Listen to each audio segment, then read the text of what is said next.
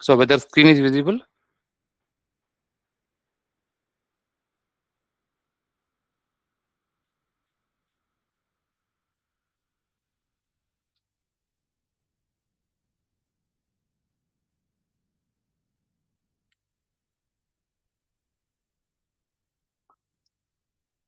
Yeah.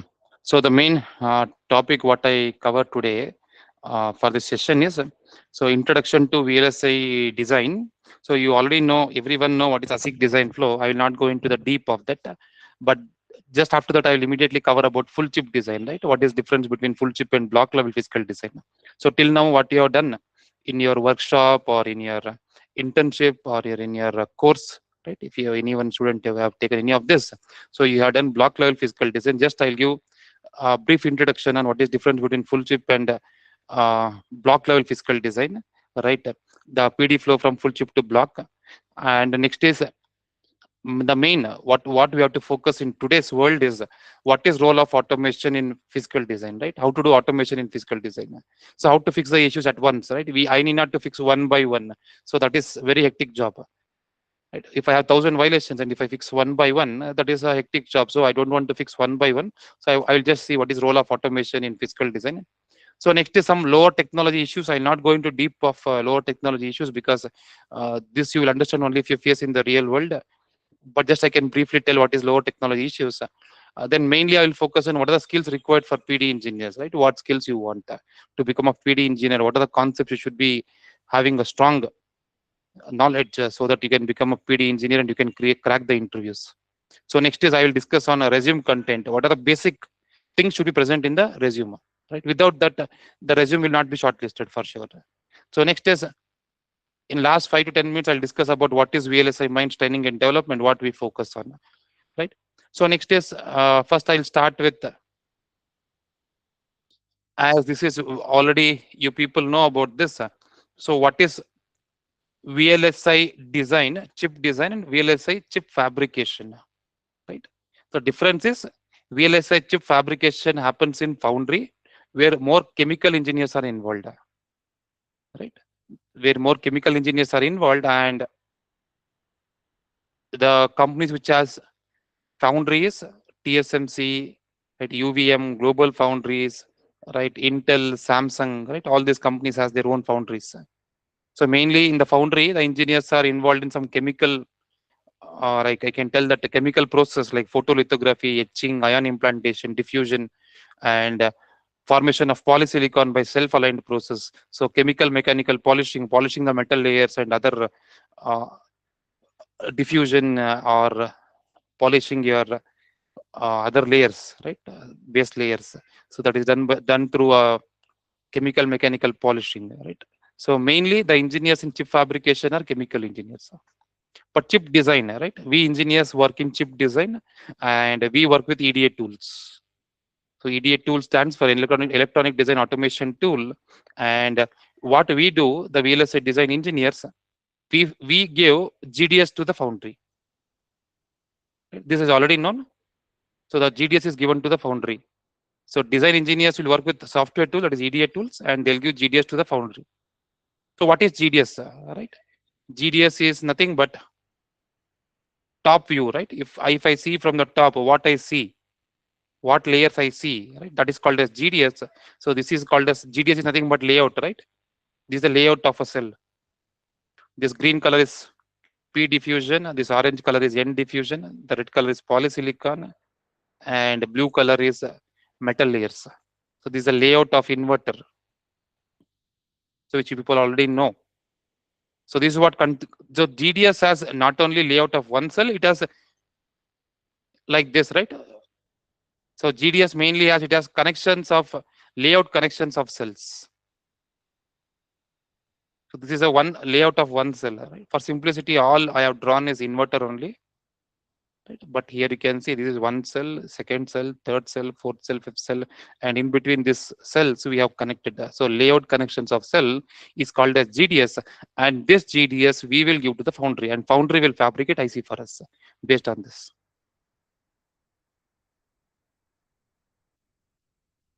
Right? So now, so we are going to give GDS to the foundry. So That is the ultimate thing, right? So there is a two categories of engineers. So that is design engineers and fabrication engineers. Fabrication engineers are mainly a chemical engineers, right? So those who are having expertise in using the chemical process to fabricate the chip. And we design engineers use EDA tools. At last, we give GDS to the foundry engineers, and foundry engineers will fabricate according to this. So then if we see about VLSI classification, we have full custom design flow as well as semi-custom design flow. So semi-custom design flow means we will start from the level of gates, but full custom design flow means we'll start from the level of transistor. So which is already known. Already people know that. So full custom design is nothing but like if you have uh, layout engineers, that separate, right? Separate engineers. These role of these engineers is to develop the circuit from the level of transistor. But in semi-custom, we directly run from the level of gates. So again, semi-custom can be classified as ASIC design and FPGA. So FPGA can be used, cannot be used for large scale fabrication, right? If I want large scale fabrication, ASIC is the best option. Means I want to fabricate chip in large scale, then I'll go with ASIC.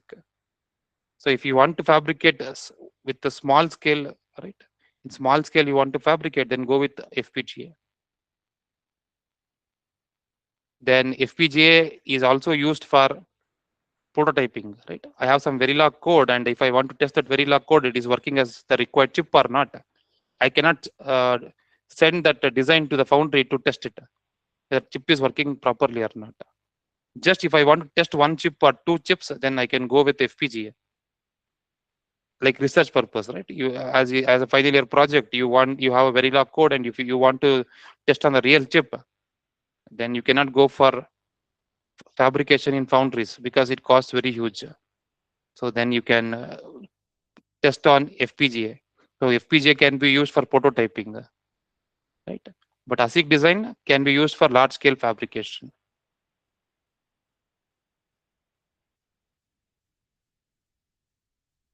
So here, this is full custom design flow.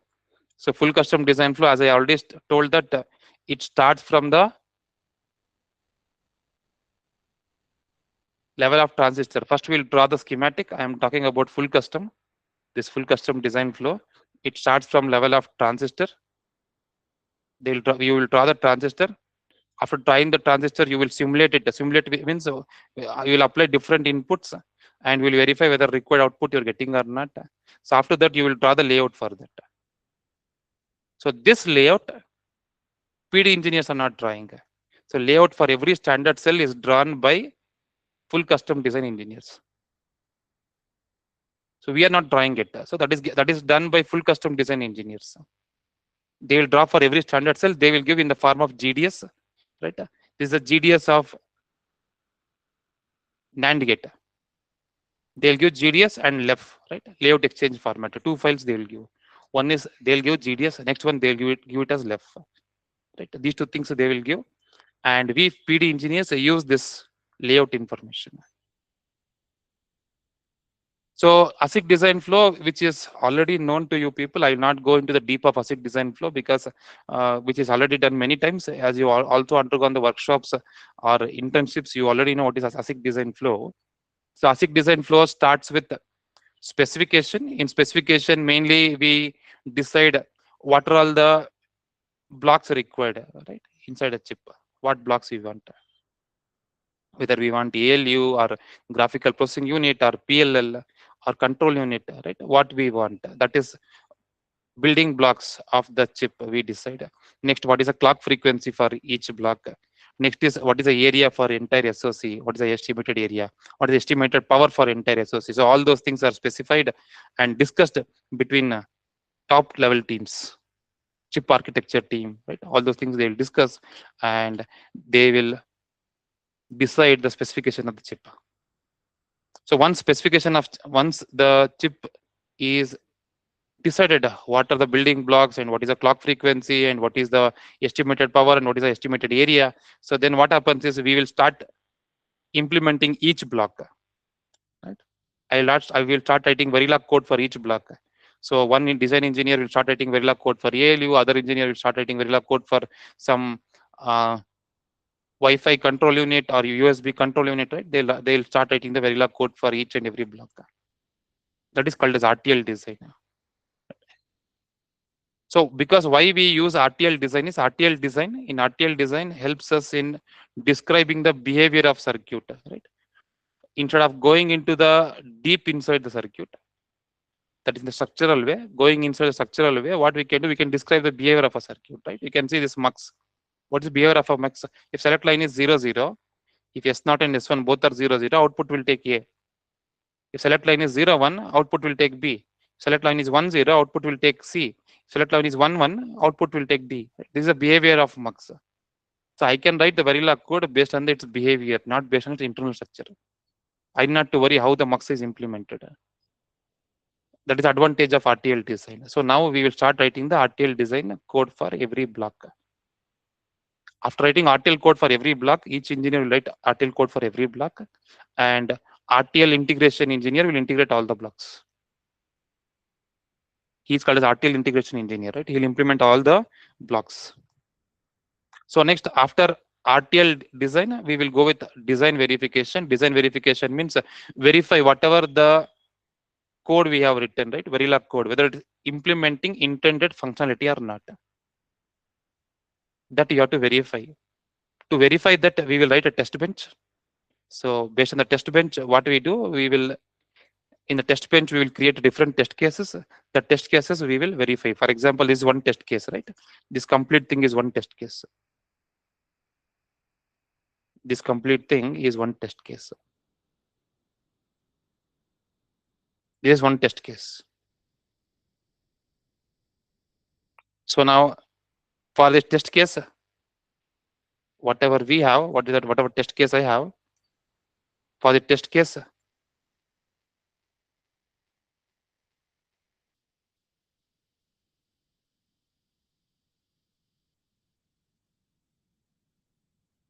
so if my input is, if my select line is 0, 0, and if I have A, B, C, D as a 0, 1, 1, 0, so when select line is 0, 0, output will take A. What is the value of A? 0, that is positive output.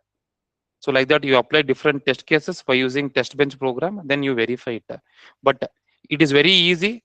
If I have less number of inputs, I can try with all the combinations. If I have less input pins, then I can try with all the combinations, but it becomes very difficult. If I have more number of input pins, I cannot try all the combinations. Right? I cannot give all the combinations. I cannot verify all the things. Right? Then it is a capability of an engineer to test this functionality of a design, right? To test with a limited set of test cases. Use limited set of test cases and verify all the functionality of design. So that is done by, to do that, right? We have system Verilog and UVM, universal verification methodology. So how to verify entire functionality of a design by using limited test cases, right? That is called as functional coverage. So to do that directly, you cannot, writing test cases for smaller design is easy, but for bigger designs, you should learn UVM and system Verilog. So after design verification, next is synthesis, which is already known. What is synthesis? Synthesis will convert your RTL design into gate level netlist or gate level design. After synthesis, there is one more team called as design for testability. What this team will do is it will modify the netlist, right? So that chip can be tested after fabrication. So we should test the chip after fabrication, because if I fabricate a chip for mobile phone, I cannot assure that that chip is working properly. I cannot implement that chip in mobile phone and I cannot test it. There should be methodology for testing it. So to facilitate that testing, DFT team will add some additional logic without disturbing the functionality. Right? That is what they will do here. So like this, right? They will replace a normal flip-flop with scan chain flip-flop. This scan chain flip-flop has one more pin called as SI pin, right? You can see here. This is scan chain. It has SI pin. Normal flip-flop is replaced by scan chain flip-flops. And this is normal path, normal functional path. But is this path is added by this red color path is added by DFT team. This is called a scan chain path. So DFT team will modify the netlist without affecting the functionality, so that modifying the netlist will facilitate testing the chip after fabrication. That is the role of DFT engineers. Right? After DFT, right, the next role is physical design. Right, start the physical design. So everyone, I think those who are attending this session, you people already know what is how to do block level physical design. So block level physical design starts with floor planning. Floor planning has the following concepts like creating core area, die area. So do the port placement. What are ports? A piece of metal here called as ports. Macro placement, right? What are macros? Can anyone tell me what are macros? How do we define macros?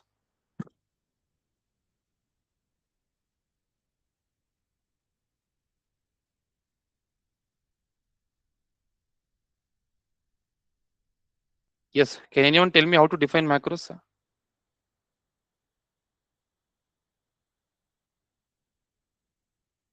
No one?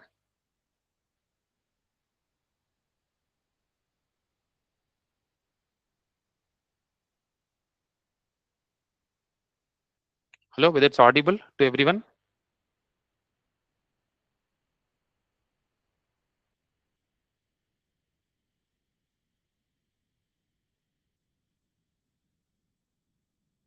Hello, whether it's audible? Yes. Right. I think Malati has told correctly. Right.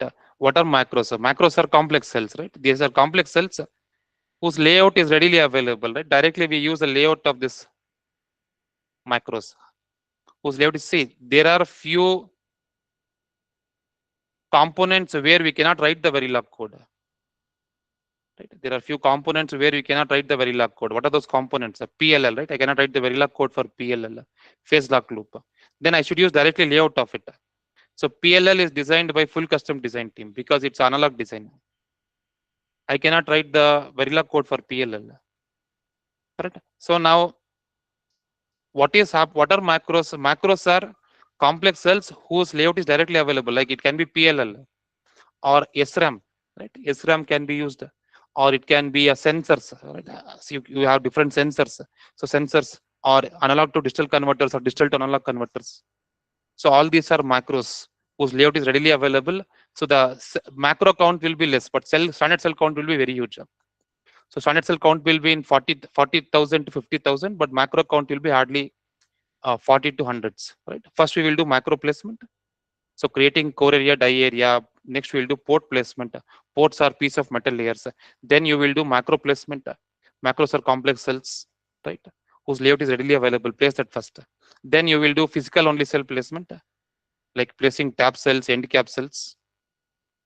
Then you will do power planning. So this is your floor planning. So placement, right? Placement includes placement of standard cells without overlapping. So after placement, optimize the design for congestion and timing, right? There should be no max cap and max trans violation. So congestion, there should be less congestion, and timing, at least setup timing should be met. There should be no violation in setup timing. That is what we ensure after placement. Next, CTS. CTS is clock tree synthesis. So clock tree synthesis, the goal of clock tree is build a clock tree with less latency and a minimum skew. Right? That is the role of clock tree synthesis.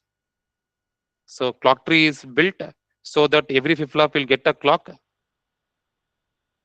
right, with minimum pulse width. So and goal of CTS tool is build a clock tree with minimum less latency and minimum skew. Right. So now after synthesis, we will check the timing. So I should be having good timing with respect to setup and hold. Right. So after synthesis, I have routing. So routing means connect all the standard cells, macros, ports, and standard cells, macros, and ports, right, by using metal layers. That is called as routing. After routing, we will check DRC and LVS. So DRC and LVS should be clean. When it is clean, then I will send for sign-off checks. So sign-off checks are different types of sign-off checks. I have power sign-off is done by using separate tool called as Redoc tool from Synopsys or Voltus tool from Cadence. It is also called as power sign-off or IR drop sign-off. So there should be less IR drop on the metal layer. So timing sign-off. So timing sign-off, you can check timing even in Innovus tool, but that is not accurate, right? So for that reason, we will use a timing sign-off tool. A timing sign-off tool is prime time or tempus. We have timing sign-off tool that is prime time or tempus. So by using these tools, we will do timing sign-off.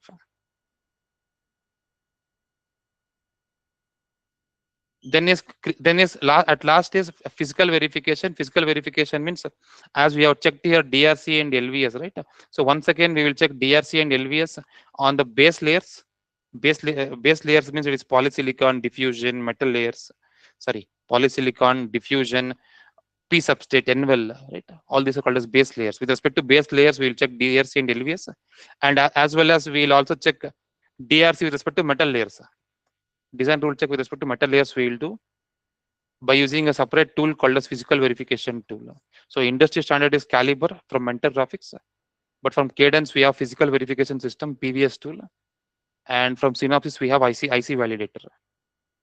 So we use different tools apart from Innovus to do physical verification.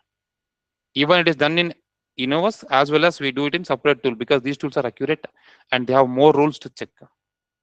At last, we will check the logical equivalence check. Logical equivalence check means whatever RTL I have and the gate level netlist what I have after routing. So both should be implementing same functionality. So after routing, I'll take the netlist. Netlist I'll take and I have RTL, right? So RTL and netlist I'll compare both. So both should implement same functionality. If both are implementing same functionality, your LEC logic equivalence check will pass. So these are the different sign-off checks we should do.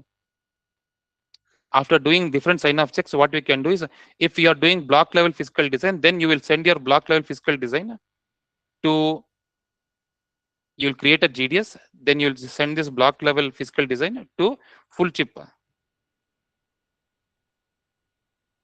designer. So full chip designer will integrate all the blocks and he will send to the foundry.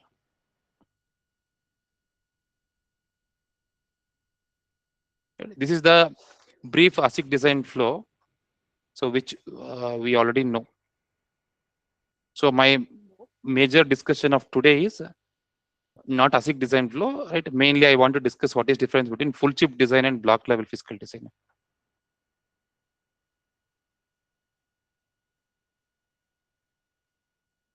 Right?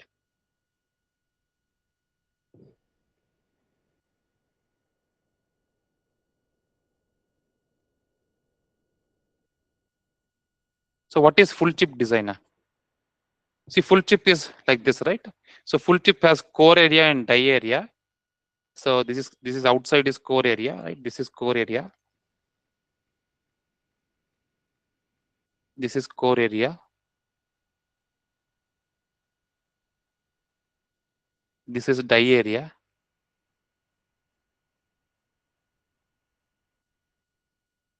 Right?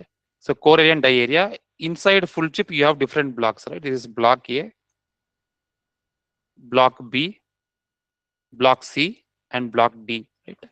I have different blocks inside the full chip. So full chip level engineer will decide what is a block shape. So you can see A is having more length but less width, but B is having more width, less length. So C is having more width, less length. And sorry, C is having a rectilinear shape. It is not a rectangle shape, right? But D is rectangle, but it's having more width, less length. So full chip level design engineer will decide what is the shape of a block.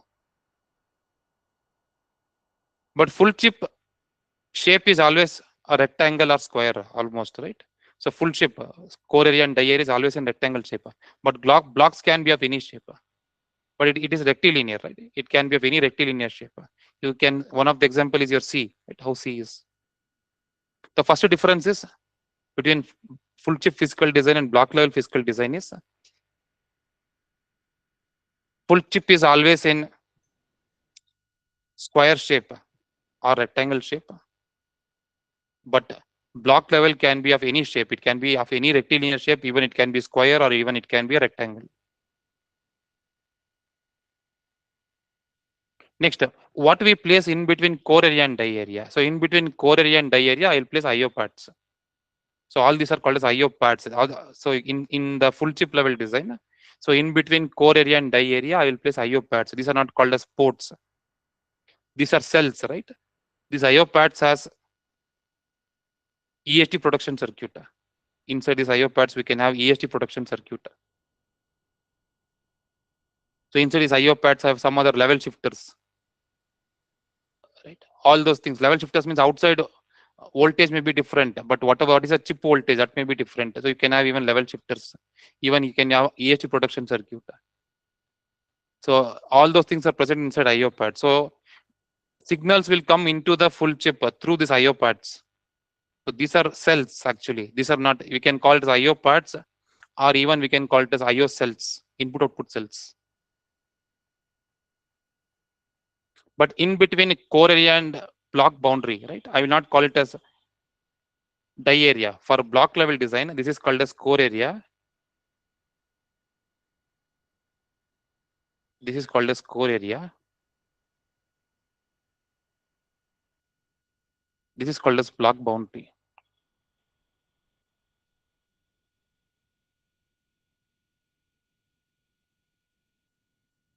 We will not call it as die area, right? We call it as block boundary. So here we will place ports, right? We are not, this is not called as IO pads. These are ports, and ports are piece of metal layers, right? These are simply piece of metal layers. But these are IO pads. These have cells. These are cells. In between, they have EST production circuit. They have level shifters. But here, in between core area and block boundary of a block, we place ports. That is second difference. So third difference is, what is the role of full chip level design engineer? Role of full chip level design is partition, right? Partition this entire design into different blocks. After partitioning, what you do? Assign the, after partitioning, place the IO pads accordingly, right? Place the IO pads. After placing IO pads, assign the ports for each block where you have to place. See, I have to, full chip level engineer will decide where this ports has to be placed. For block A, it is not role of block A engineer to place the ports. It's a role of physical design, full chip level engineer to place the ports. So where we have to place the ports. So because you can see all the outputs of block A, right, is going to block C. So then I should place all the output ports here of block A. All the input ports of block C I have to place here.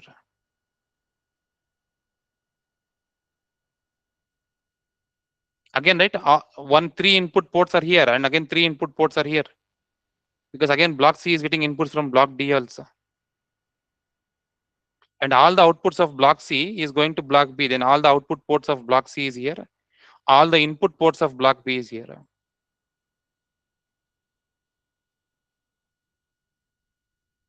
So based on the connectivity between the blocks, so full chip level engineer will place the ports.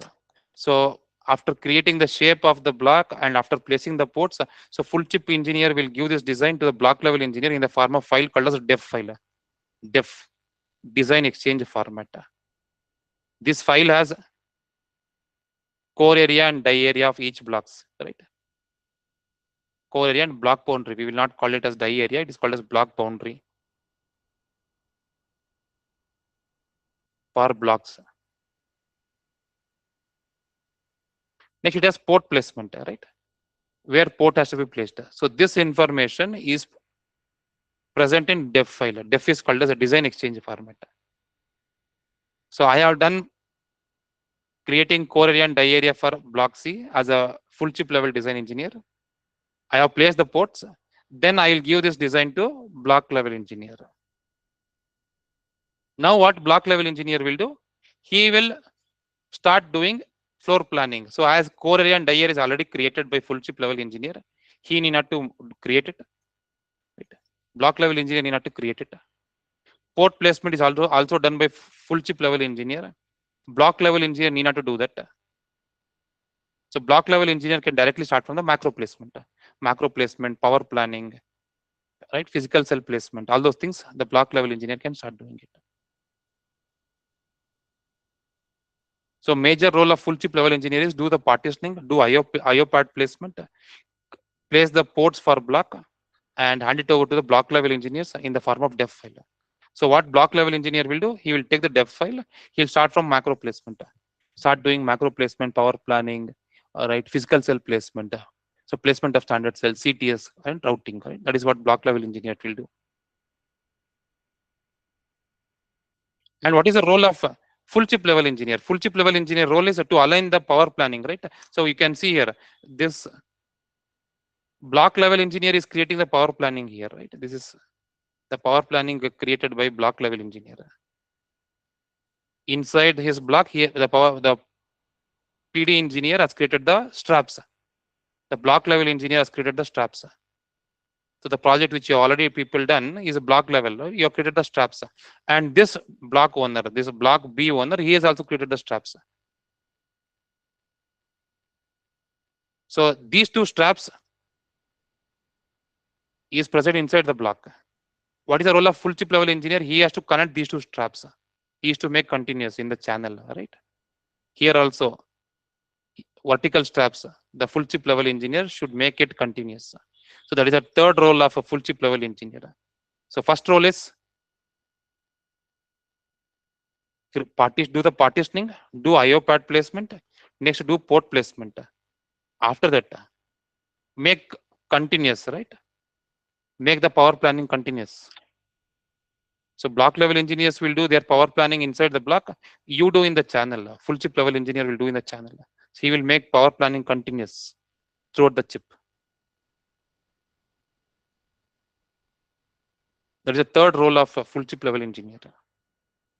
So next role of full chip level engineer is block level engineer will fix the timing inside rest to rest path, right?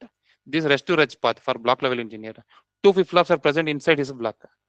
So for block level engineer, this is into rest path. For block B engineer, this path is into rest path. So this path is rest to out path. For block A engineer, this path is rest to out path. And this path is into rest path for block B engineer. But as he sees in the full chip level engineer, he will see one rest to rest path here, right? From here to here, if you see, there is a rest to rest path. But two flip flops is present in two different blocks. That is called as interface timing, interface path. So the role of full chip level engineer is to fix the timing between interface paths like this. So there is a flip flop here. The flip flop is connected to input port. There's a flip flop here. This flip flop is connected to output port. And this output port and this input port is connecting through some logic. There can be a direct connection or through some logic, right? Like some AND gate or NOR gate is present inside this channel. In the full chip level channel, there is some cells are present and they're going to connect each other. Now the role of full chip level engineer is to close this type of timing, interface timing. But block level engineer will mostly focus on rest to rest path. But full chip level engineer will focus on interface timings, this type of timing.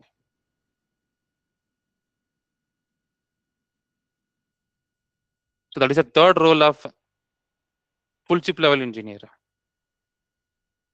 And most critical role of full chip level engineer is creating the bumps, right? Like this. All these are orange color are power bumps, so VDD and VSS bumps. These bumps will connect to straps. I'm telling this is in full chip, right? This is not a, see, these are IO pads. What are all the left hand side, right? Whatever you are seeing, these are not ports. All these are IO pads. IO pads are placed here. These are the real design. All these are bumps. Bumps is nothing but a ball-like structure, small ball-like structure, right? Like this. That will connect to packaging pins. This will connect to packaging. These balls will connect to packaging pins. These are called as bumps. So these blue color are called as signal bumps. These signal bumps will connect to IO pads, right? Actually, the signal from outside world will come to bumps first. From the bumps, it will come to IO pads. From IO pads, it will go to cells inside the core area. So these bumps are on the top, right? They're not present at the bottom. They are present at the top layer. They're present only at above the M9, right?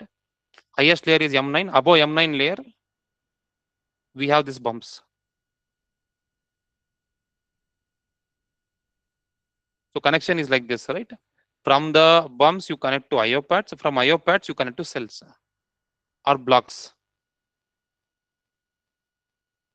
From IO pads, it will go to the block pin. Inside the block, we have standard cells. The connection will go to standard cells. So blue colors, all blue colors are bumps, signal bumps. All these orange colors are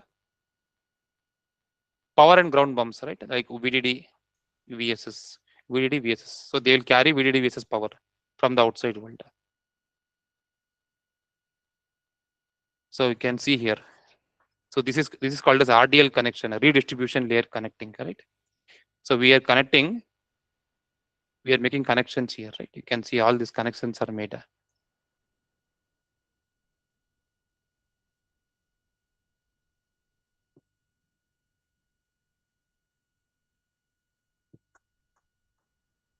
So all these bumps will get the power from outside world. From bumps, it will go to IO pads. From IO pads, it will go to the blocks, right? If I have block here, it will connect to block ports from IO pads. From IO pads, it will go to block ports.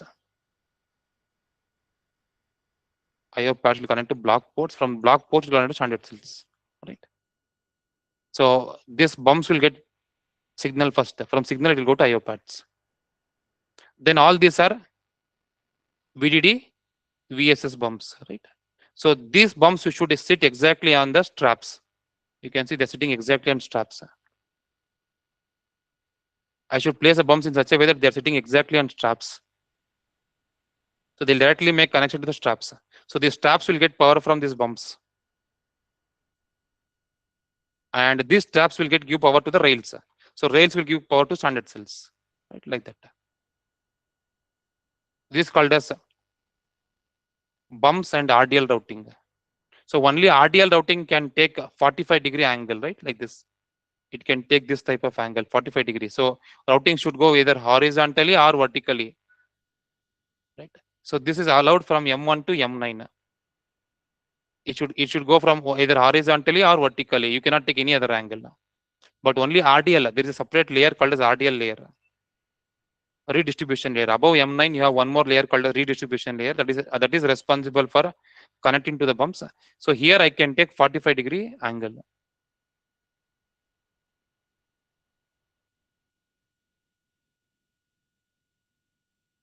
I can route with a different angle. So you have straps, right? Power planning straps. The power planning straps should be formed exactly below the bumps. So bumps will directly make connection to straps. That is how they get the power. Straps will get power directly from the bumps. So these bumps will get power from the outside world, VDD-VSS. Outside packaging pins. From the packaging pins, you will get power for all these bumps. So this is one of the major role of a full chip level engineer. Right? What are the major roles of full chip level engineer? So plan the partitioning of blocks, right? I have to plan how to partition the blocks. So IO pad placement, I have to critically place these IO pads, right? I have to analyze and I have to place IO pads, and even there are guidelines to place IO pads that I have to follow. Then plan the block level port placement, right? I have to plan block level port placement. Where are these blocks, right? So plan this block level port placement. Then power planning in channel, like this, I have to plan the power planning in channel so that power planning is continuous throughout the chip. The strap should be continuous throughout the chip. So next is integrating of all the blocks and routing the blocks, right? You can see I have integrated all the blocks here, correct?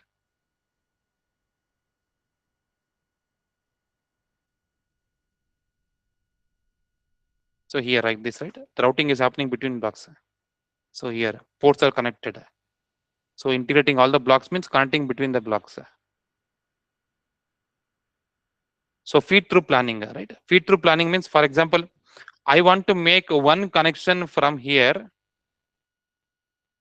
I have to make one connection from here to here.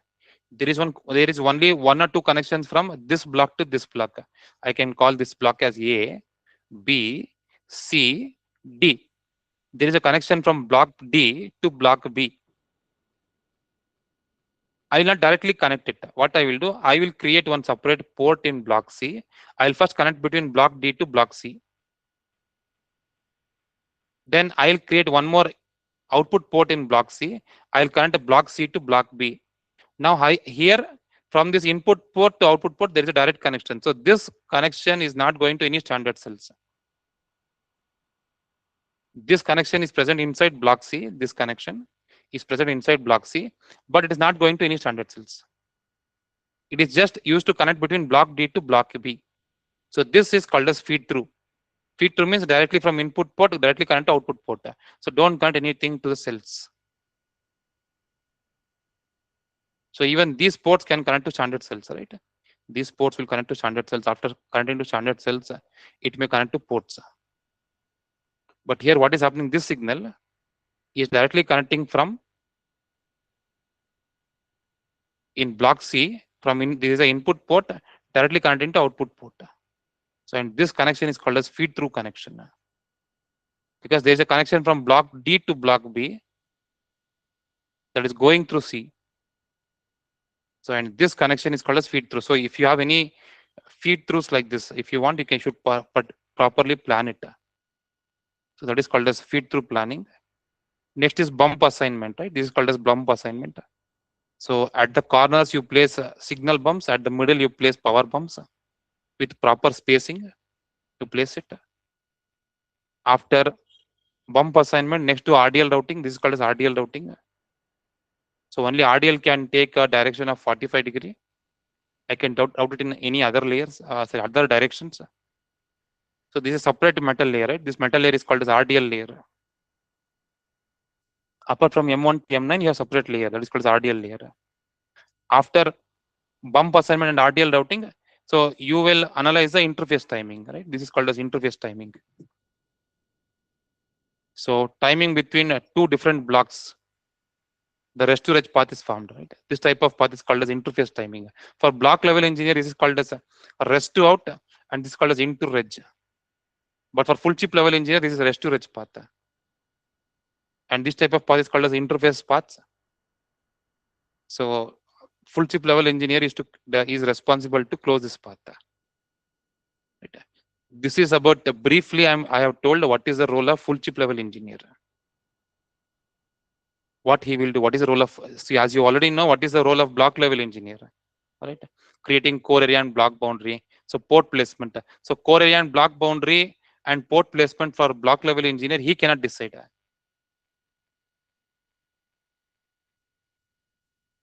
Right. Block level engineer cannot decide. Full chip level engineer will decide what is the shape of core area and die area, and where the block level engineer has to place the ports. Full chip level engineer will decide first two portion. So full chip level engineer will hand over the design in form of def to block level engineer. Next is macro placement. So placing the macros based on the guidelines which we already discussed in the regular sessions, and even in few workshops we have discussed it. Power planning. So create the power planning inside your block, right? You create inside your block. So create connecting between blocks, connecting the straps between the blocks, full chip level engineer will take care. Right? Then a standard cell placement, the CTS routing, and you have to fix the timing between rest to reg path. Right? Block level engineer is responsible for fixing timing between rest to reg path, setup and hold. So this is the role of block level engineer, which you already know. Right? Full chip level engineer, I have mentioned what is his role. Right? These are the role of full chip level engineers. So you can ask me if you have any doubts.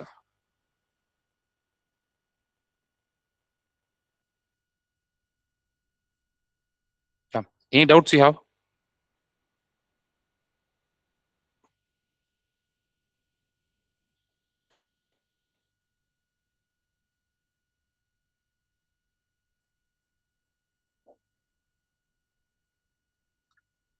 Yeah, if you don't have any doubts, good. So next is fiscal design automation, right? Very automation plays very important role in fiscal design. So every engineer has to work in creating the automation, right? See, understanding the flow running from synthesis to routing, right? Anyone will do. But role of fiscal design engineer to create this automation is very, very important. So to do automation, you should be knowing Unix and GVim for sure. Then you can do better automation. And apart from that, you should be knowing a tickle program, how to do tickle program.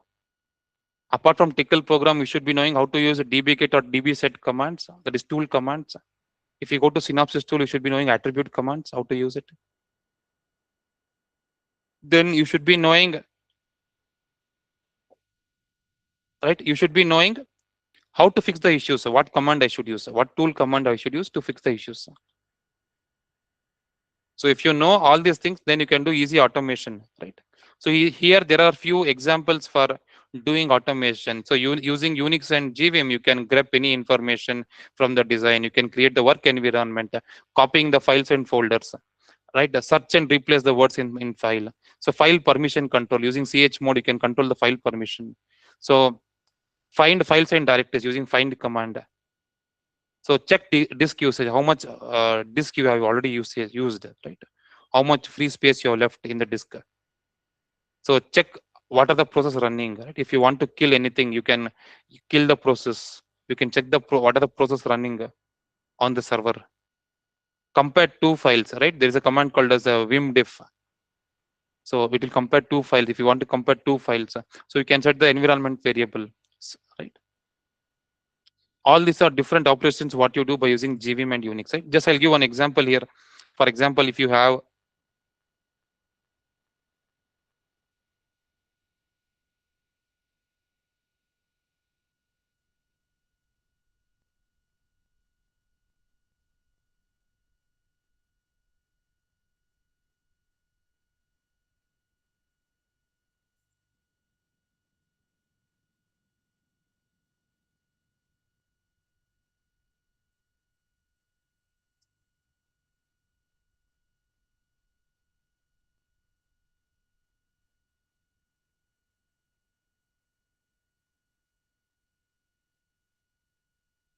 okay, I will use like this, right? Report timing minus max path, right?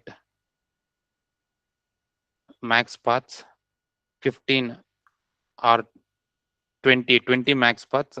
So I'll dump in one file, right? That dump file I'll call it as a setup violation dot txt, right? In this file setup violation dot txt, I have all the timing paths.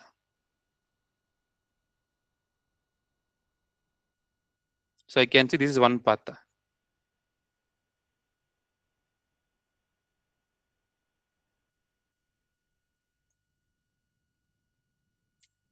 This is one path.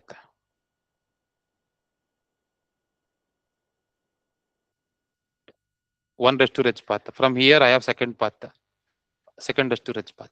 See here I don't want to see all these lines. I want to only see slack. What is the slack value for all these paths?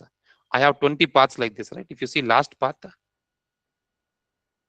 if you see this last path is path 20. So I have 20 paths like this. I want only slack values of all the 20 paths.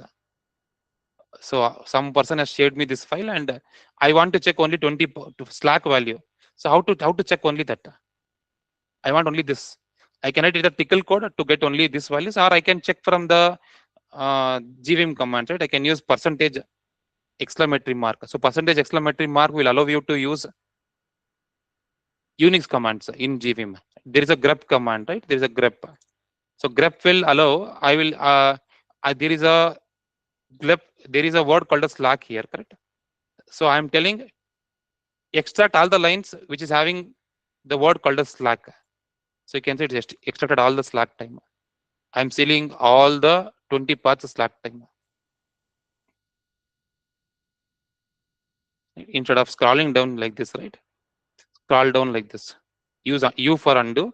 So you can see slack, okay, 0.253. Okay, what is the next path slack? 0.229, right? Next path slack, you can see path 3, right? What is the slack value? So instead of doing one by one like this, right? What you can do, you can use Unix command, right? This is a Unix command. grep is a Unix command. So if you use percentage exclamatory mark, you can use on top of gvim. So if you open this, you got all the values. You can copy and send it. This is a simple example. Or else, right? There is. I'll give one tickle example how to do automation. Right? Just free design. I'll load the router design.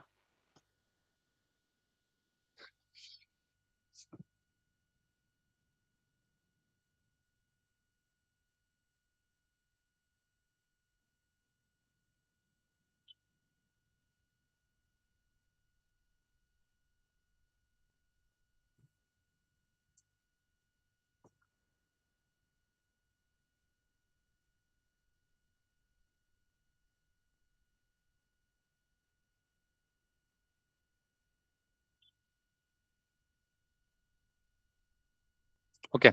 So what do you mean by? First, I'll ask one question. What do you mean by?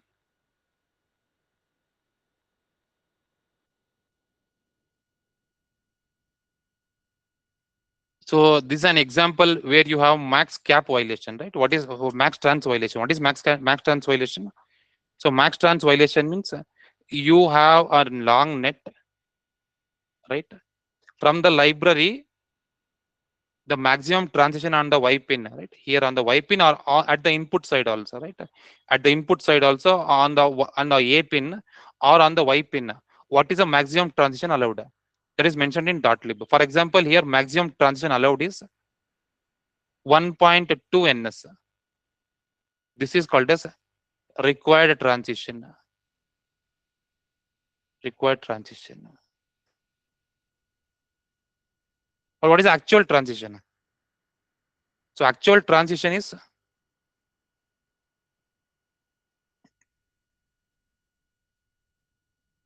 actual transition is 2 ns.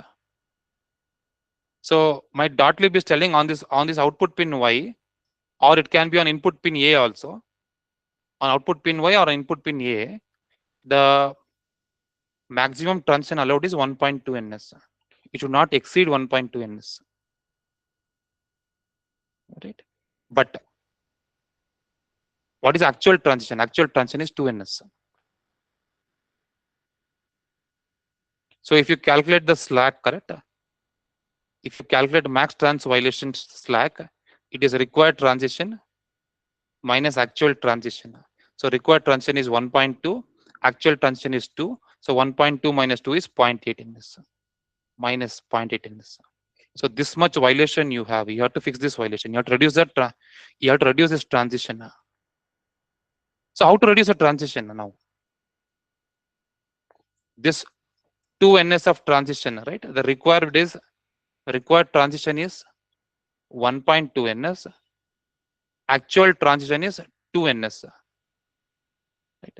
Now how to reduce this transition? So the transition is caused because of more load capacitance. If I have more load capacitance here, my tool will take more time to charge. If it is taking more time to charge, more rise time, right? So my transition also increases. If the load capacitance is more, it will take more time to discharge, right? Even this transition also increases. So I have to reduce this load capacitance value. So how this load capacitance is formed? This load capacitance is formed by using next stage cell pin capacitance. You ignore this buffer. This next stage cell pin capacitance, right? Plus this net capacitance. This is a metal layer, right? This metal layer net capacitance. This metal layer has capacitance with respect to ground. That is called as net capacitance. So net capacitance plus pin capacitance is going to form this load capacitance. So as this metal length is more, right, I have more metal length. I have more, see, pin capacitance plus net capacitance, right, is nothing but load capacitance.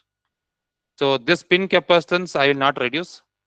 I cannot reduce. I can reduce by splitting the fan out, but I will reduce the net capacitance. How to reduce this net capacitance? Reduce the net length, right? If you have more net length, more capacitance you have. Reduce the net length. How do you reduce net length? Insert one buffer in between. In between, you insert one buffer here. If you insert buffer in between, automatically the net length reduces to this much value. This is the new net length now. Obviously, this net capacitance will reduce. If net capacitance reduces, transition will reduce. So whatever net you have, this net, whatever you are getting, this net in between, you add one buffer. This is one method of fixing the max transition violation, or upsize the driver, right? You have driver cell. This driver cell, you upsize it. If you have X12 drive strength, you upsize to X16 drive strength. If X16 you upsize to X20 drive strength, right? Increase the drive strength of a driver. That is second option. So out of these two options, one option you can do. So now I will use a method called as add buffer on route. I have a routing like this. On this routing, I have to add the buffer. So first I will see how many violations I have, right? So here, if you see, if I write this, if I dump this violation, so to report this max transition violation, I can use the command report constraints minus all the violators, give all the violators, minus DRV violation type. What is the DRV violation type? So DRV violation type is max transition. So dump this to one file, right? I will use the file name as max transition.txt.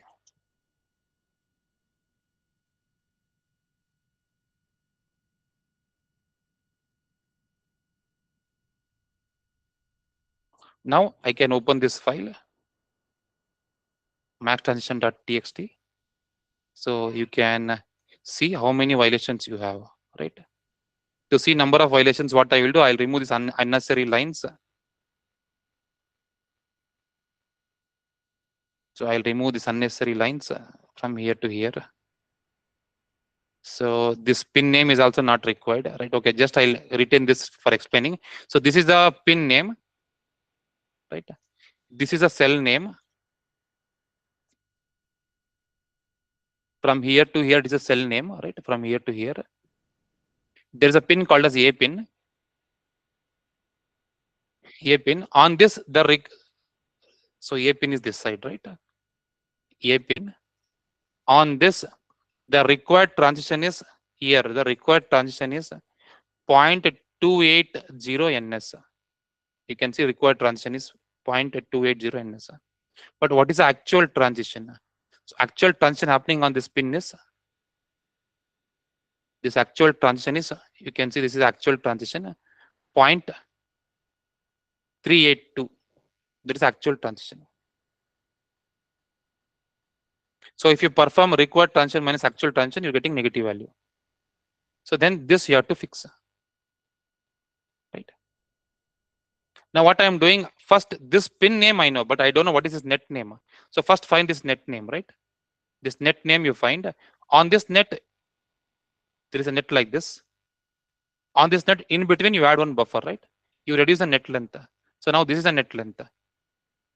Here load capacitance reduces. This is the load capacitance.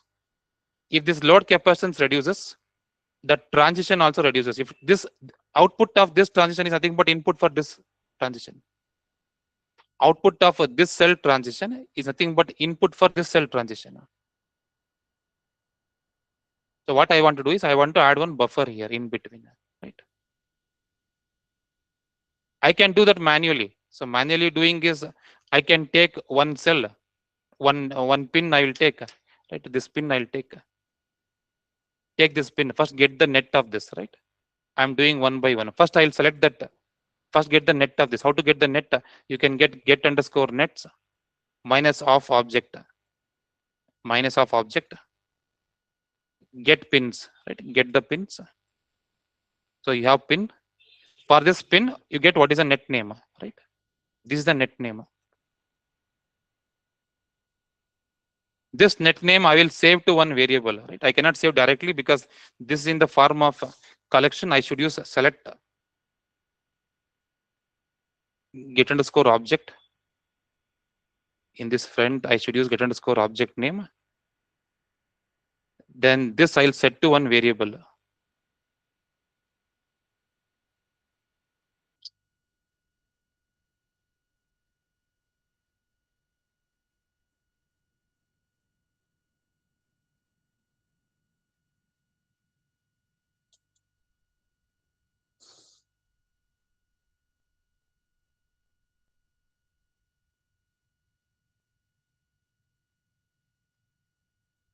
Okay, it is stuck in between, right? I will restore this again.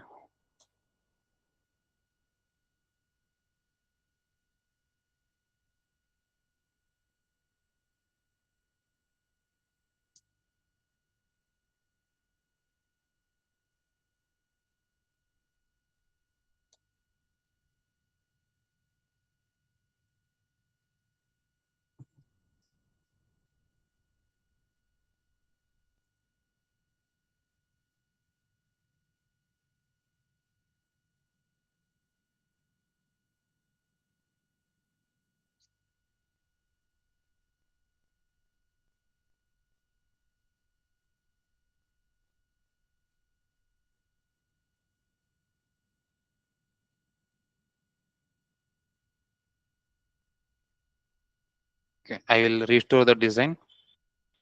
Restore restore design dot slash design or route.enc.dat, right? Chip top.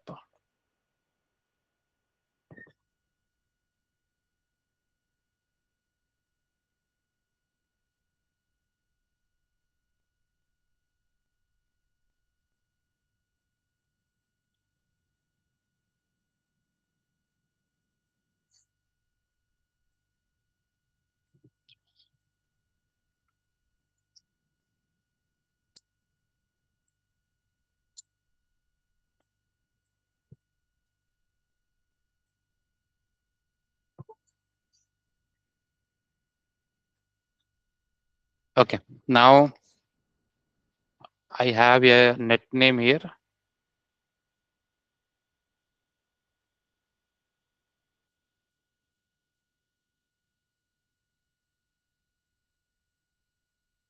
So what I should do is I will take this pin. Now I will get a net name. I'll save to one variable, right? Set n. I'll use get underscore object name, get underscore nets minus of pins, get underscore pins, use this pin name. What I'm doing, first I'm getting the net, right? So this is the pin. For this pin, I'm getting what is the net name. Then I'm saving to one variable. The variable is n, right? In this variable n, I am saving it. So this is the net name I have saved here, right? Then what I will do, I will select this net, right?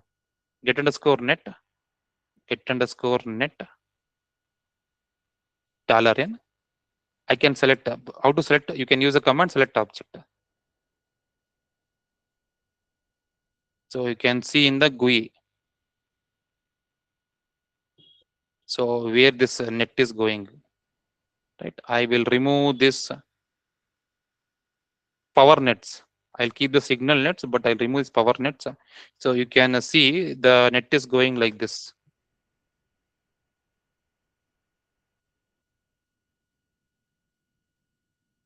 It is white color. You can see, right? The net is going like this. White color, right? Wherever you're seeing white color, it is going like this. It's coming like this, and it's coming connecting somewhere here, right? It's coming and connecting somewhere here. So it is traveling this much far distance. It's going like this.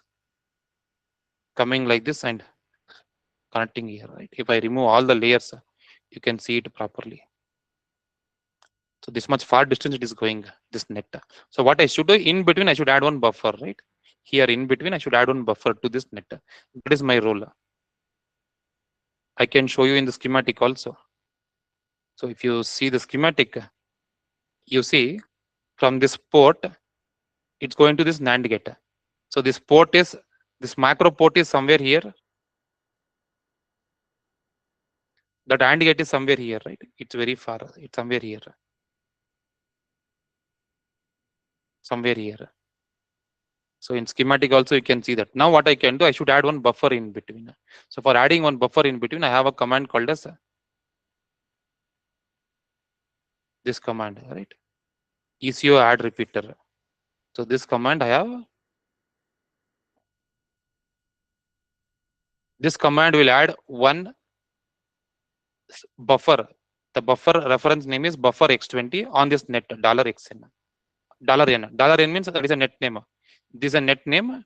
On this net, exactly in between, it will add one buffer, right? If I do enter, it will add the buffer in between.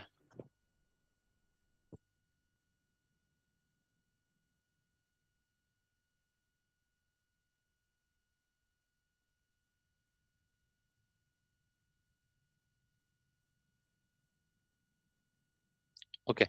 So now if you go and see here, schematic, if you see, one buffer is added in between this macro pin to this AND gate, right? One buffer is in between added, right? In the layout also, you can see that. So you can go and see here. Now you can see the net length has reduced, right? So from here to here there is a buffer.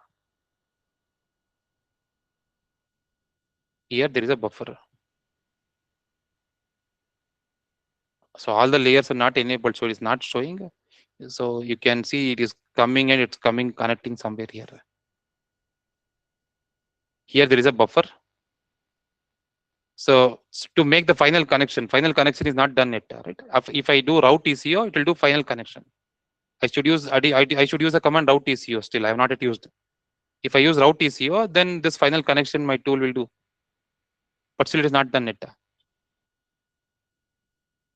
So the buffer is added in between, right? Exactly in between here.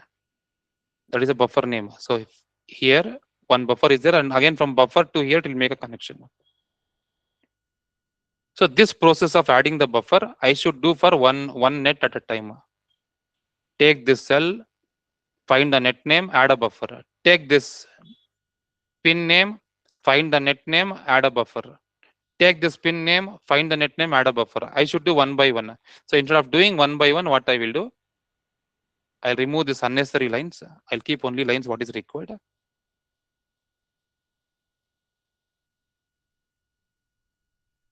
Keep lines what is unnecessary lines you remove. Keep all these lines. Right. What I have done, I have written the same automation program here. This program, this is nothing but opening the file where there is a violation. And this while command will start reading these lines one by one, which you already know, which you already learned in your classes. This will read a line one by one. All the lines it will read one by one. If it is reading all the lines one by one, I want only this one, right? So this is at index 0. This line is at index 0. This net name, this pin name is at index 1, right? So I am only getting this pin names here. I am getting this pin name here at index 1. I am getting the net name for that pin, and I am adding the repeater. This small program will fix that violation, right? So now what I will do, I will source this program. Source / scripts add buffer on .tickle, right? I'll source that program. So whatever I did one by one, it is doing for all the pins, all the nets. It is done. Now I can find now report constraints minus all violators. Right. I'll report again all the violators. Right. Check DR with check type. DRV violation type max transition. So now you see how many violations you have. I'll dump to one file called as max transition underscore new dot txt, or don't want new, right? Max transition underscore one, right? Dot txt. Now I'll open here only, right? Just for comparison purpose, I'll open here only. So here, how many violations I have? So I can use line numbers, right? Set 10 new, right? If you see shift G, so totally you had 176 violations, right? So now what are the new violations? So now I'll use V split max transition underscore one dot txt. I'll open that file here only. So if I remove unnecessary lines after adding the buffer, I have left out only with 12 violations. So all this 176 violations I have cleared by using small tickle program, right? This tickle program. See, imagine there is only 176 violations. So what if you have thousands of violations? You cannot be doing this manually, right? Add buffer unroute. You cannot do this manually for sure. Even still, this can be fixed, right? But by different methods, upsizing driver, some methods you can fix these methods. I'm not going to deep of that right now because I have a lot of things to cover. But just I want to show how automation works. How we can effectively use a TCL code to do automation. See, all these are tickle program, right? What is tickle here? So opening a file is tickle. Reading the file line by line is a tickle. This line is a tickle. This is a L index dollar line one, right? This is your list command. Only these two lines are inverse commands. So like this, you can use a tickle to reduce the violation count. Now I reduced the violation count from 176 violations I had, that I reduced to 12. Now even this 12 I can handle individually. One by one I can fix. It is not a burden for me. Right. Fixing 176 one by one was a burden. Right. That for that I have to tickle code, and tickle code has taken the charge of that. That is fixed within 15 to 20 minutes.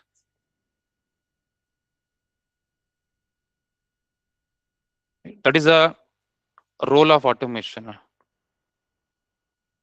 It's a power of automation. Yeah. If you have any doubts, you can ask me. Any doubts you have till now?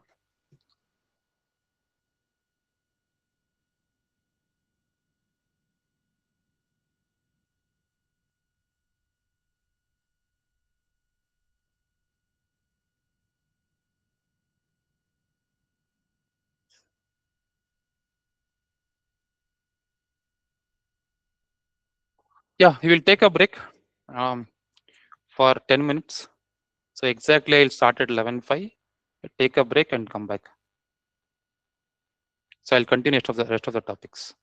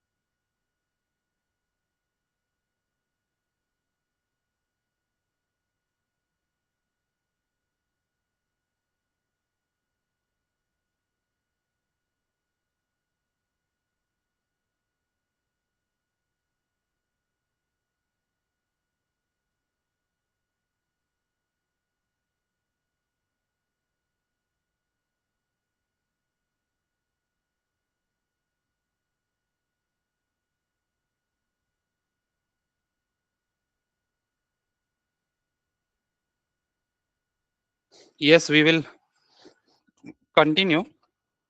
Whether it's audible?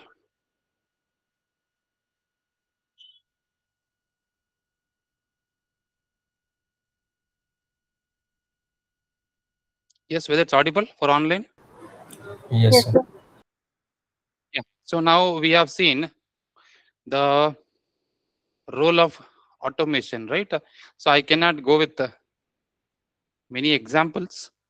So automation can be done. See, for example, I have a timing report and I want to do all these automations. Like I want to get the information from the timing report, or I want to fix some violations, repetitive violations, right? At that time, I can do all these automations. So these are all the examples for different automations. These are different automation and use a tickle code. These are different examples I have. So tickle program, I can do file operation for getting the information from files. So I can use tickle program for automated port placement. I can use tickle program for creating the power planning. So tickle program to get information from libraries, right? For example, what is minimum spacing, minimum width. So what is pitch of a metal layer. So you can make a tickle program and you can get all the values for all the metal layers, whatever, and you can make a table and you can keep it. Every time you need to open the library, right? You can make a table and you can keep what the minimum spacing, minimum width, and what is the pitch. And you can write a tickle program to upsize a driver. I already told you to fix max cap and max trans violation. I can upsize a driver, right? So upsizing driver is also upsizing means what? Increasing the drive strength. If you have X2 drive strength, you can increase to X4. So that type of program you can write upsizing a driver to fix max cap and max trans violation. So now tickle program to insert buffer on long routes, right? Like this. This example I've already shown you now. Tickle program to extract information from files which has timing paths. So one of the program one of the method shown you, right, to get all the slack values from this file. So similarly, to get the information, you can write a tickle program. Instead of tickle program, I used right. Instead of tickle program, I used Unix command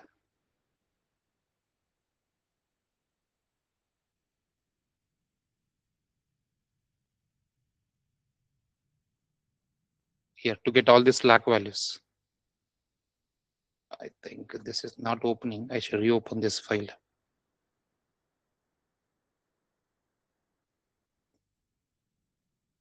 So for example, if you are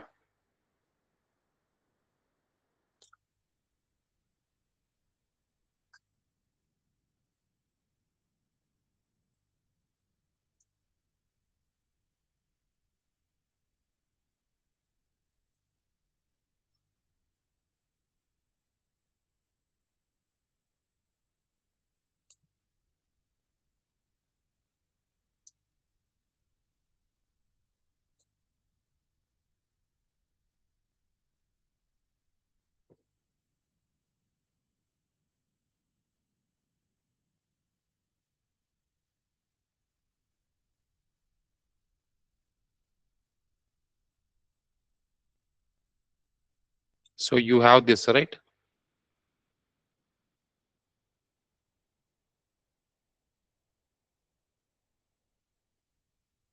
So now if you want to fix this, or if you want to get the starting point, right?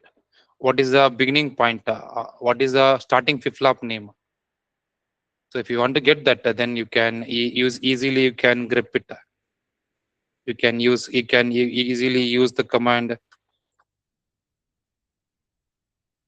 begin. Right. All the beginning point you are getting the names, right. Beginning point flip-flop. So you can also write a tickle program to get it instead of using Unix. So like that you can write many of these tickle programs. So tickle program to filter the bad nets. So it's routed on the lowest metal layer. So even you can see bad net means the net which is having a more max trans and max cap violation. That itself is called as a bad net. Or the metal layer which is routed in the lower metal layer. Higher metal layer has less resistance, but the metal layers which is routed in the lower metal layer, if I want to filter, right, I can write a tickle program for that. So I can write a tickle program to estimate the voltage area. So for multi-voltage design, I should create a voltage area. So in core area, I should create a voltage area, right? So how to do that? So I have a core area like this. Inside core area, I have to create a voltage area. This voltage area I have to create and I have to plan it. So how much area I have to create? How much area I should create this voltage area? So I should estimate this. For estimating and all, I can use a tickle program, right? So all those tickle programs is very helpful in automating the physical design process. So what are the skill sets required for PD engineers? What skill set you should have? So I cannot show you all the tickle programs.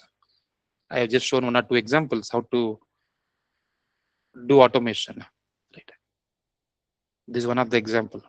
So what skill set a PD engineer should have? These are, so whatever is shown in the blue color, right? These are the minimum skill set you should be having to become a PD engineer, or if your resume should focus on these four minimum skill set, or else your resume shortlisting is very difficult. First is basics, right? Your resume should somewhere mention that you know all these basics. Like mentioning digital is not specifically required, but you should mention that you know Unix, GVim, TCL basics, CMOS basics, Verilog basics.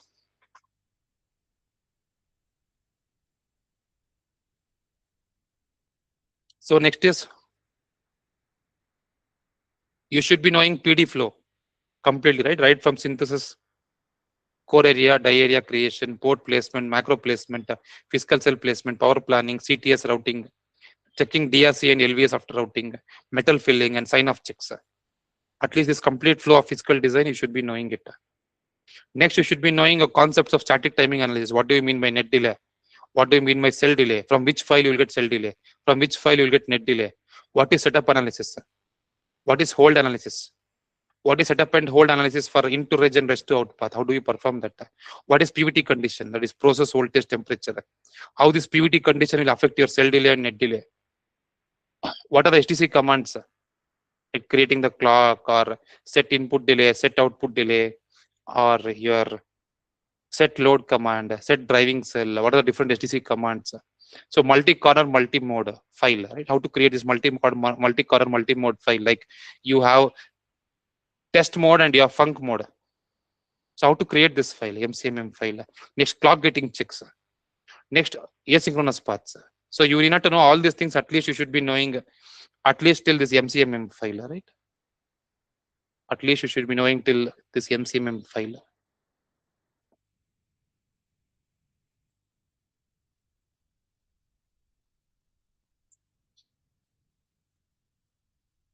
You should be knowing till this point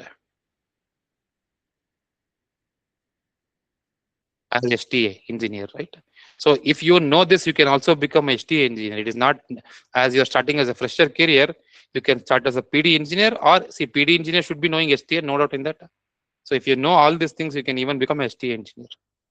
You can start your career as STA engineer. This separate engineer is called an STA engineer. So next you should be knowing EDA tool, how to use EDA tool. So either you should be knowing Cadence tool or Synopsys tool. So Synopsys uses Fusion compiler and Cadence uses Innovus. So how to use this tool? So flow related command. What is the command to create the core area, die area?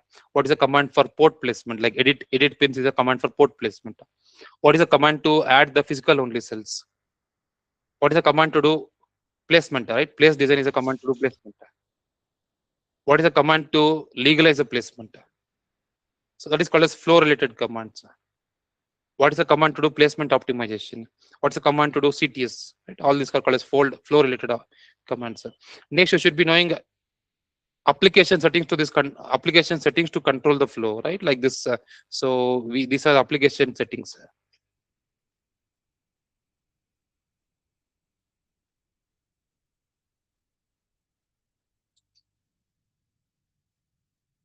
So no doubt I am going to build the CTS by using clock op design, right? This command is going to build the CTS.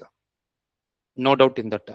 But all other things are application settings. While building the clock tree, use these buffers and use these inverters, right? While building the clock top, while creating clock top net, use these metal layers M5 and M6. Trunk, while creating trunk, use this metal layer. So all these are application settings to control the flow. All right, all these things. What is a bottom routing layer? What is a top routing layer? From here to here, all these are application settings to control the flow. Means this clock up will build the CTS. This is called as flow related command. So how it has to build the CTS? So it is controlled by all these commands.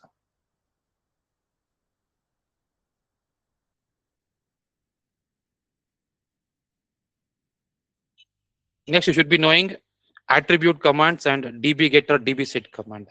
So Synopsys uses attribute command and Cadence uses a dbset or dbget commands.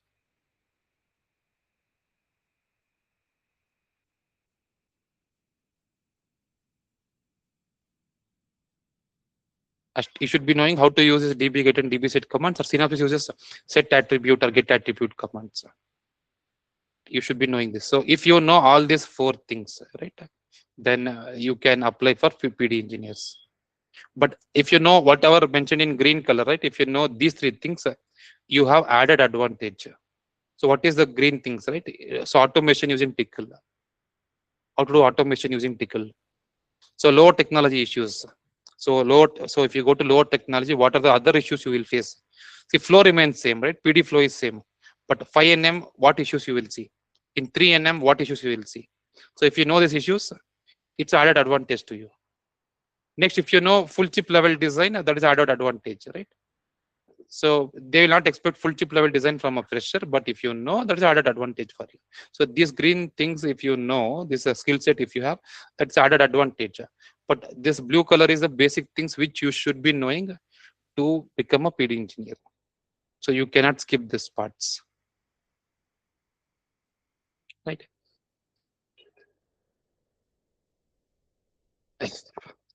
Now your resume, what should your resume consist of? So resume will start with your name and email ID and your LinkedIn profile if you have. And after that, you should mention your experience, right? As a fresher, you will not be having experience. Then you can mention where you've done your internship, or if you've done any VLSI training, right? Where you have done your VLSI training, and like completed VLSI physical design training at what the institute name. So hands-on experience in ASIC design flow from netlist to GDS. Work done block level floor planning, placement, CTS routing, and timing closure in this training, right? And what tools you have used?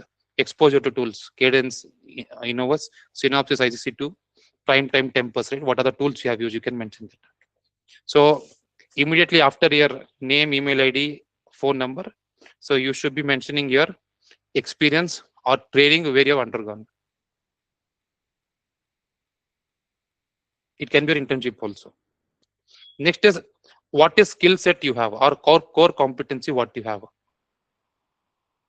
So like first I'm mentioning flow, right? You know PD flow, synthesis, floor planning, placement, CTS routing, and timing sign up. Next you know STA, right? Setup and hold check, STA basics, PVT condition, MCMM file. Next, what tools you have used? What tools you know, how to use the tools, right? What tools you already know. You know Innovus tool, IGC2 tool, prime time, and you know flow commands and attribute commands, how to use. Attribute command means dbget and dbset command, how to use it. And what languages you know. So you know Unix and GVM, how to use it. You know Verilog, you know how to use Tickle. And if you know Python, you can mention that I know Python basics, because Python is also one of the major tool used in VLSI domain for file operations. Your EDA tool will not understand Python for sure, but to do file operation, you need Python. You can do file operation by using Tickle also. Python can do in easier way. Right? I can mention that. Right. So if you know any of these languages, you can mention that. And concepts. So what concepts you know, right? You know CMOS. So you know VLSI design flow, and you know signal integrity issues like electron migration, crosstalk. Right? You know all these concepts. Next, you know IR drop. So this next you should mention what is your skill set. What so if you are good in Tickle programming, that also you can mention. Right? Strong knowledge of Tickle or PD automation by using Tickle. Right? If you're good in that, you can mention that also. Then after this, you should mention at least minimum 2 projects in physical design. So one project is not sufficient. You should mention at least 2 projects in physical design. So first you have to mention the project specification, right? I have mentioned a block level physical design of a GPRS packet data processing, right here. What is happening? A physical design is missing, correct?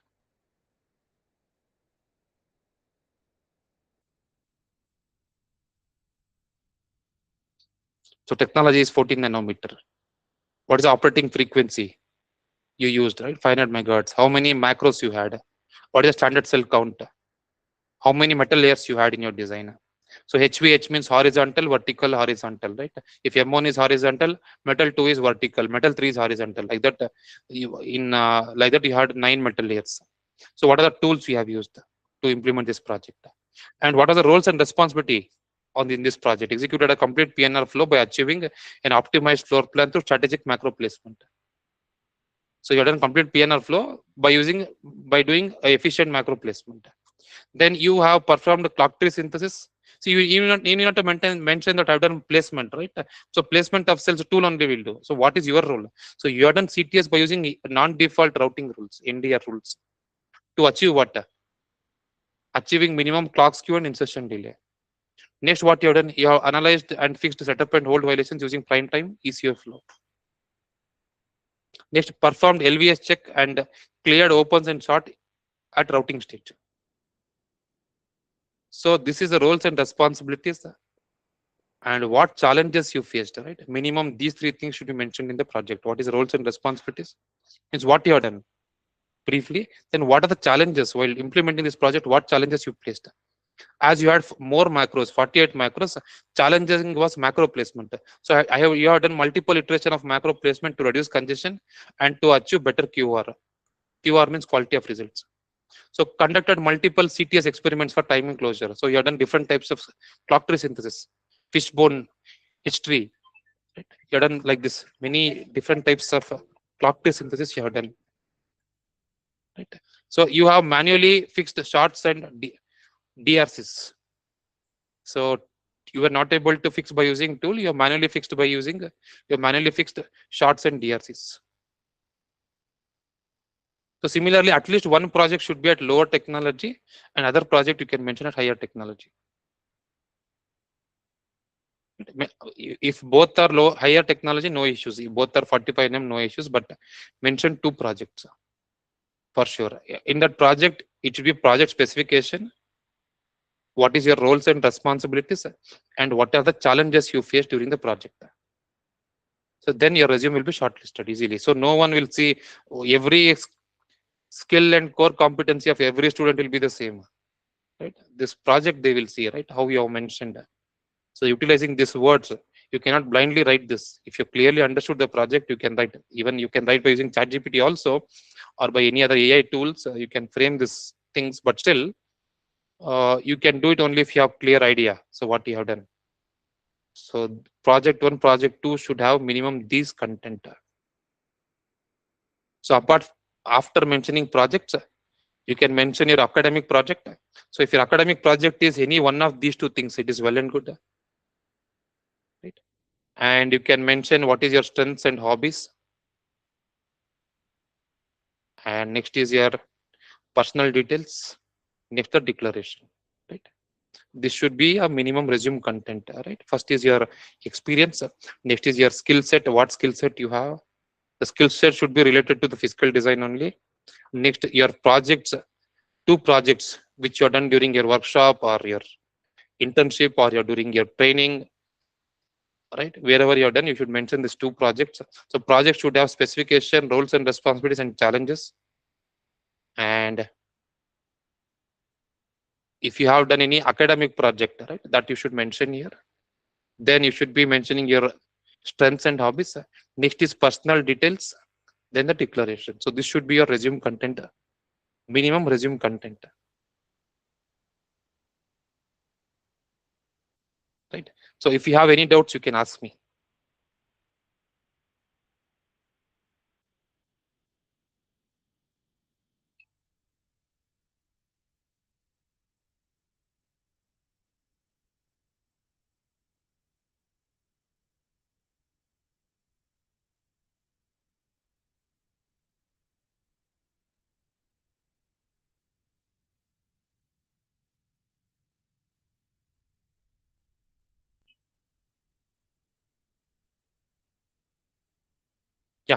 Any doubts you have?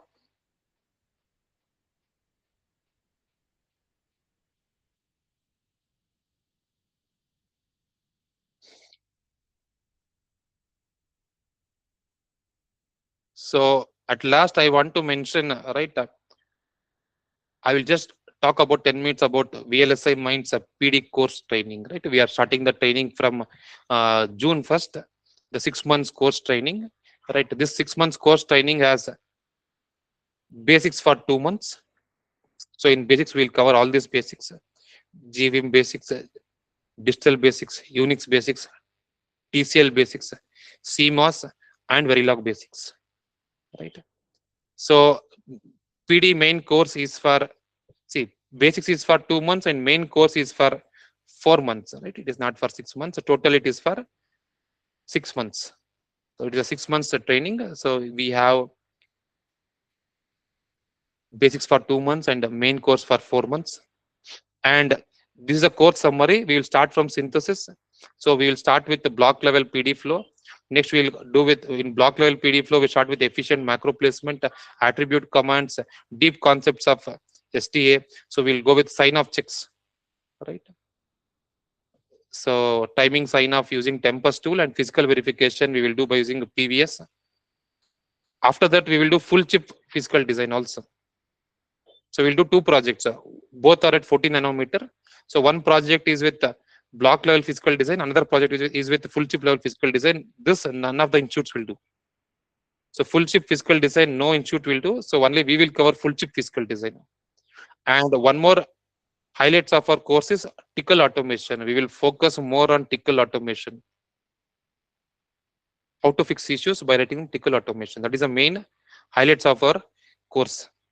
Right. As I mentioned, we will do two hands-on project. Both are at 14 nanometer. So one hands-on project is at block level physical design, because as a fresher you will enter into block level physical design. One more project is at full chip physical design. So if you want, you can. We will also give one more project to you at block level, third project that you should do by your own. And these two projects is done with help of mentor and trainer. So if you want to see the complete details of our syllabus, you can visit our website. In the physical design course, so you can see our entire course structure. So fees and other supports, right? So the fees for our training is 55,000 plus GST. And if you are doing early registration, right, first 10 candidates, it's 50,000 plus GST. As you people have already done the internship from our institute, so for you, the fees will be like 45,000 plus GST. You have 10,000 discount. So only for the candidates who already done the internship in our institute. And if you do early registration, right, you will get 5,000 discount. It will be 40,000 plus GST. So other main things, what are the main other supports what we give is a 24/7 tool usage, cadence tools. So one-to-one mentoring support. So we have mentors. So if you are not able to follow, you can post in the group. So we will create an individual group for every student. So there will be, for every student there is an individual group. In that group you can post it. So we will give one-to-one mentoring support. So recorded videos will be given. The session is done, then we will give the recorded videos of the session. So we'll conduct monthly test for practice and periodic mock interviews, right, to prepare you people for the final interviews. Right, we will do periodic mock interviews. Then we will also do interview preparation sessions. Periodic, right? It's not only at the end. So periodic interview preparation sessions we will do for every 1.5 months. We will do interview preparation session for the topics which we have covered. Then we will give the full-time placement support. Means we will give the placement support till you get placed. It is not that we'll give placement support for 6 months or 1 year, right? Till you get placed, we will give the placement support. So if you want any further details, right, you can please contact this number, right? You can contact with this number.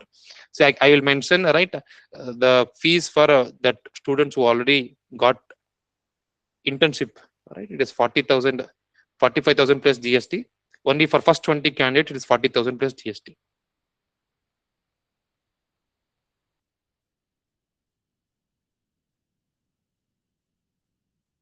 So what we cover? So why VLSI Minds, right? What we cover? So we cover in fiscal design full basics for 2 months. Next we cover block level fiscal design completely. So we will do the deep concepts. We'll jump into the deep concepts of static timing analysis. We cover all these topics, right from cell delay till asynchronous paths, setup analysis, hold analysis, into rest path, rest out path, process voltage, temperature conditions, how it affects the cell delay, MCMM file. So how to write HDC file, right? Clock getting check. What do you mean by clock getting check? Next is asynchronous paths. Next is we will give you exposure on how to use EDA tools, right? So means flow related command. So how to use the settings, right, for these flow related commands. Next is attribute commands. Next is you will do automation, right? You have tickle automation. We will teach you how to do tickle automation. So we will discuss more on lower technology issues. So what issues you are seeing here, but if you go to 5 nanometer, what issues you will see? If you go to 3 nanometer, what issues you will see? So we will mention this lower technology issues. Then we will discuss on full chip level. Right? We will discuss on full chip level physical design flow. We will do one more project on this, right? Full chip level physical design flow. So this is our deep course content. So this is what the projects we cover. Project 1 and project 2. So one project is on block level physical design. Other project is on full chip level physical design. Both are at 14 nanometer. And operating frequency here is 500 megahertz. Here it is 552 megahertz. So here cell count is 68,000 and 48 macros at the block level, right?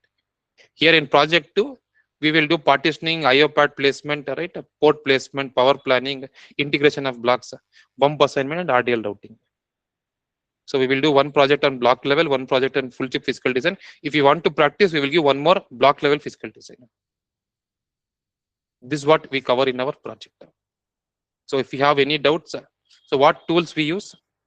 So we use tools for all the tools from Cadence. For synthesis, we use Genus. For PNR, we use Innovus. For timing sign off, we use Tempus. And for physical verification, we use PVS tool, physical verification system tool. Right? Yeah, this is what we do. If you have any doubts, you can ask me.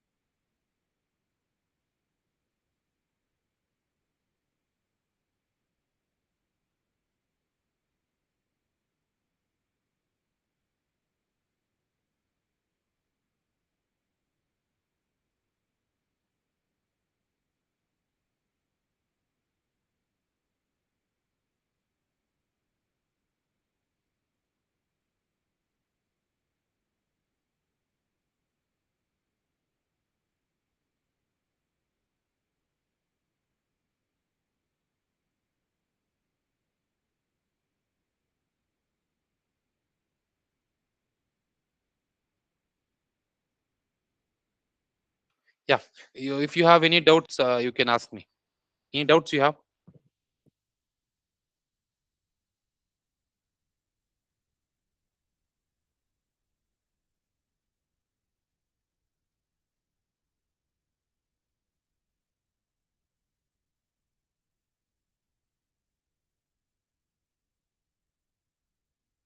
So these are all the major skill set required, right? Till this point, you want the major skill set to become a PhD engineer.